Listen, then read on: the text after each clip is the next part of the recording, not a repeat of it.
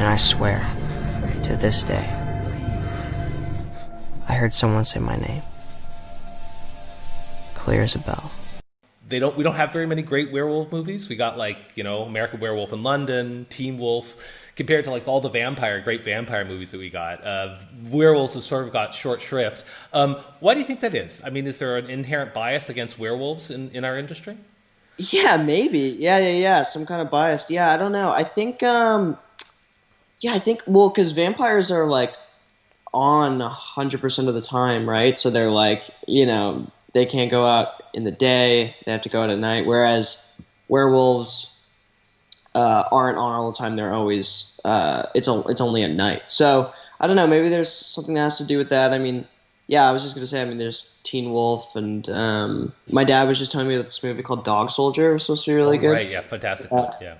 There's also The Howling, which is great. But yeah, I don't know. I don't know if Rules for Werewolves is a full-on, werewolf movie, or it's not. It's very kind of on the border, so it's hard to explain. But, I don't know. I think the movie's more about youth and revolt instead of, a sci-fi or a horror movie about werewolves. It's more kind of about, youth standing up and kind of being anarchists. I was hiking deep in the woods.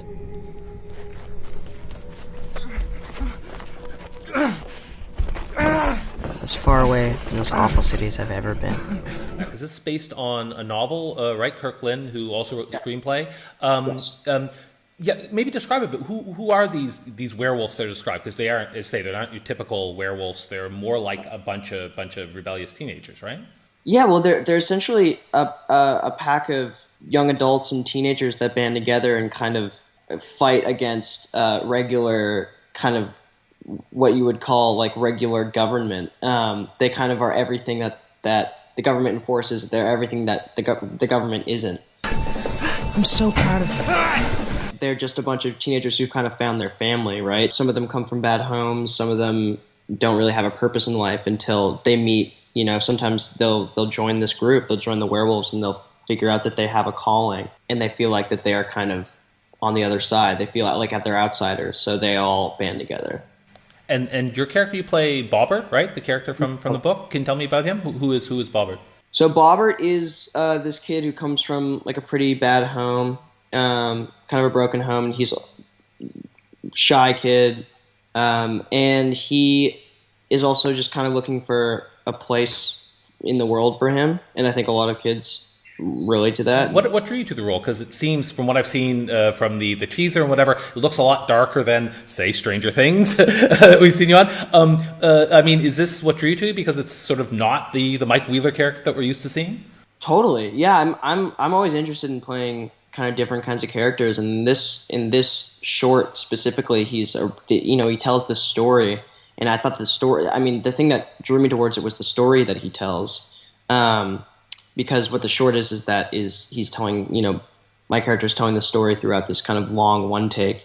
And I thought it was really, really interesting and great. How challenging was it to do that, to sort of go to that very dark spot for the work? Oh man, it was, to be honest, it was really fun. It was fun doing that because I don't get to do that a lot. And Jeremy, the director, really, he kind of, it's funny, the other stuff we've worked on, I've kind of played kind of a dark version in some music videos. So it's kind of similar characters. So him and I kind of know how to get that out of me. Mm-hmm. I don't know. That's great. I think there's also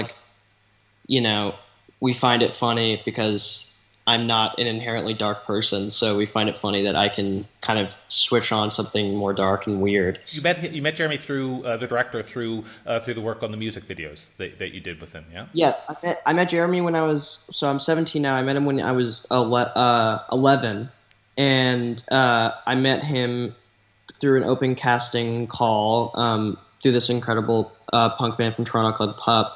And I was kind of going to play the little version of the lead singer, kind of set in a different universe, but also kind of a dark character, the same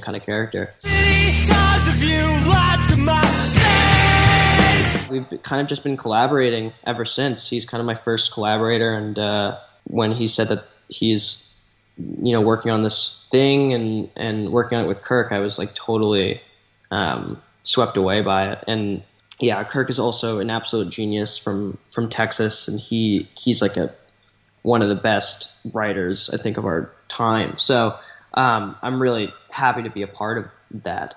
Yeah, I mean, for people who don't know the actual book, I mean, it's interesting because it's written entirely in dialogue. There's those things. I mean, can you describe what impressed you so much about the book that made you want to tell the story in a bigger way? Well, I think that's the reason why I loved it so much, is because what drew me in was that it was dialogue, and that's what I loved the most. To me, the Rules for Werewolves book gives you a perfect visual representation of what it looks like, because it just tells you what these characters are saying, what they're thinking 100% of the time. There's no like breaks for, the reader being like, I wonder what this character is thinking, because they're always talking. Put him in. And I think that's how youth are. Like, I think youth are always talking, and they're always, and kids in general, like kids will always tell you how they really feel. And that's, to me, what Rules for Werewolves, the book, is incarnate, and also the screenplay, is that these kids are just 100% them to the fullest degrees. What sort of movie it's going to be, if when you get it made? I don't know. It's kind of going to be set in kind of a burnout type of environment, almost like how I read it, which is, and the director can speak to this, but it's almost like, I don't know if you ever saw the movie Suburbia. Yeah, sure. But kind of in that weird burnout town, and these kids kind of are just, they're kind of the kings of the town without them. They rule over it, whether the other citizens like it or not. So it's gonna be great. And so, I mean, in the book, Kirk Lynn's book, one of the great things he does is that he keeps everything quite ambiguous in terms of whether or not the kids are actual werewolves, what happens to them when they sort of turn to werewolves, and so forth. Don't need any spoilers in the film or the screenplay, but is the film going to come down on one side or the other, or is that sort of ambiguity going to be something that's going to be in the finished film as well? Well, I think ambiguity plays a lot into Kirk also as a guy too. Kirk is kind of an ambiguous guy, and I've only spent one day with him, but he's fantastic. And I don't think, I wouldn't spoil anything, but I don't think anything will be too on the nose. That's just kind of not the film we're making. Finally, I mean, this is a new project with you. You got working on other things. Obviously, you got the new Ghostbusters movie that'll be coming out. But still, next year, the next season of Stranger Things comes out. There's talk of a movie, blah, blah. I just want to know, because you've got all these new projects coming up, when it comes to the character that so many of us know you from Mike Wheeler, are you ready to say goodbye to that character? Are you coming to the end of that? Or how do you feel about that prospect of saying goodbye to him?